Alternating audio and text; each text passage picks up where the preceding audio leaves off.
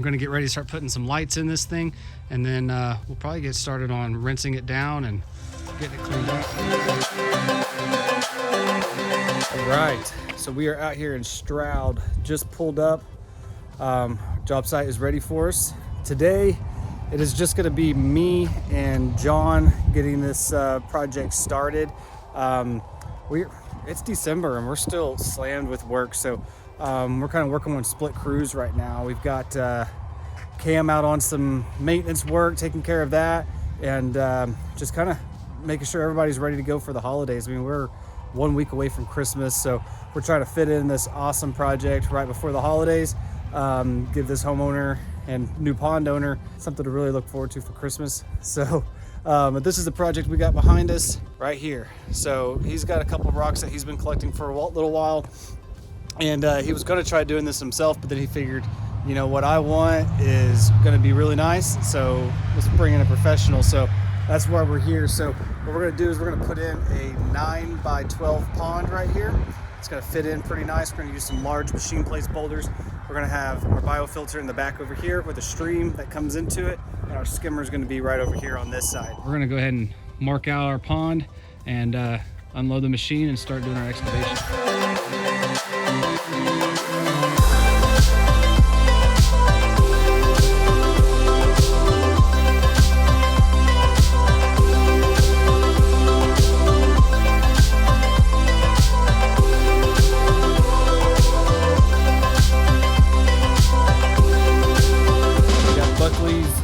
Stones delivering our rock out here.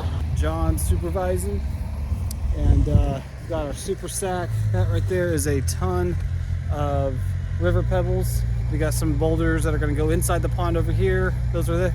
And then he's unloading some of our big character size boulders that we're going to use around the edge of the pond and in the waterfall.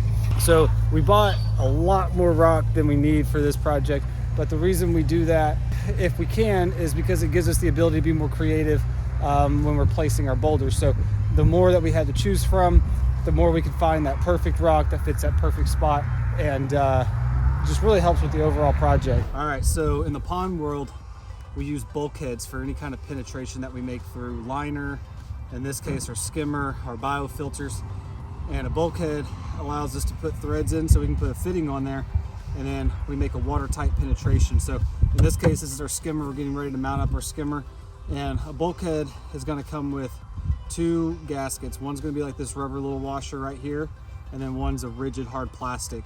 In this case, the rubber gasket always goes on water side. So kind of one way that we do our training is rubber on water. So this is going to be where the water's at inside of our skimmer. So we want our rubber to go right there, and then our hard rigid plastic piece right there, and that just kind of gives us something good to let this nut settle on. And then the nuts on bulkheads are always reverse thread, so this one's going to go lefty tighty, and then we get that nice and hand tight, and then we'll take our big channel locks and then we'll give it about a half turn to make sure we're nice and snug. You don't want to over tighten these bulkheads, because if you over tighten it, you'll squeeze that rubber washer out from around this bulkhead and it can cause a leak. So we just want it nice and snug on there. And then this one we've already got on here, and we're going to give that a nice little snug there too. In this case, our pump is going to attach on this side, and then we're going to have our PVC that runs and attaches to this, and this side right here is going to not be used. So Aquascape gives us a cap.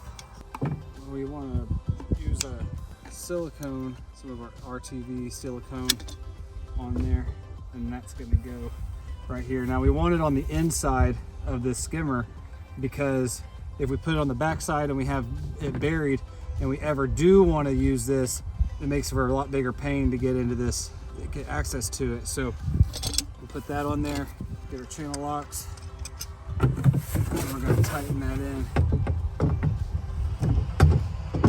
nice and snug. And I always like to run my finger around there and just get that seal nice and closed up. Probably doesn't do anything, but makes me feel better about it. So now that one's done, ready to go. That's watertight. And then we'll get ready for our fitting for our PVC to glue to. And we're gonna do the same thing around here. Just nice little bead.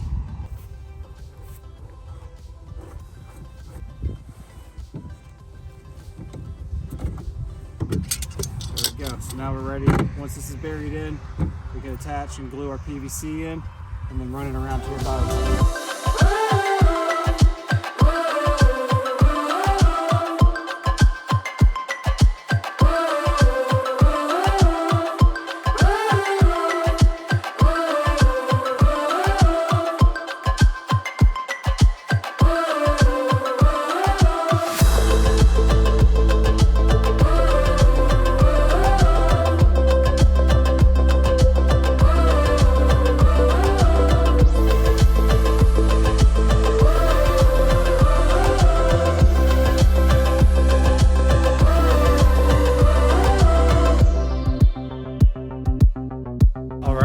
So we are out here still working along. We've got the pond dug, our liner in, and we're starting on rocking this thing in.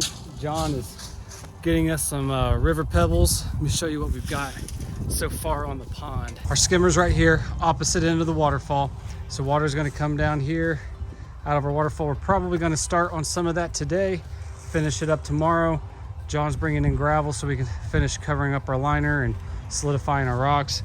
So we've got our big rock over here set. That's our little control manifold for us to run the stack slate wall, which is going to go right over here in that back corner. It's going to sit on top of the liner. That way any splashes or anything like that land on the liner and then finds its way back into the pond. Got some awesome character stones here. Lots of texture, moss growing on these rocks. And this area stays relatively in the shade. Actually 100% in the shade during the winter time.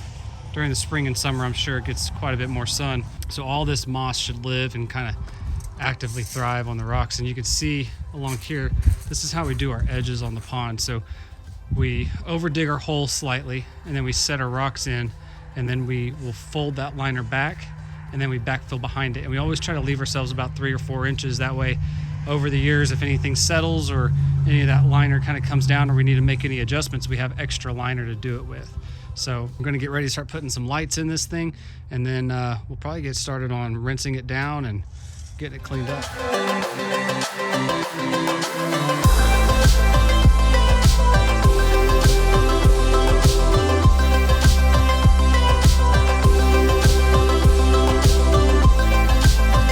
All right, so it is the day before Christmas Eve.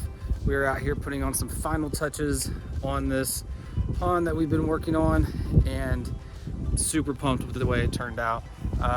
We got finished up a little late last night, so the homeowner went ahead and topped it off while we were gone.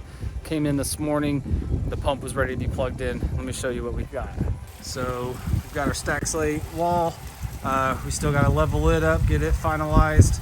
Water's a little bit cloudy, but that always happens once we turn on the waterfall. Beautiful streams and waterfalls, big pooling area.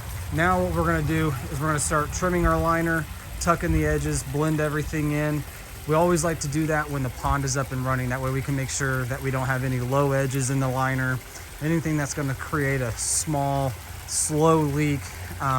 So we're able to work inch by inch, going along these edges, tucking, hiding the liner, make sure we've got plenty of liner there, and avoid any leaks at all.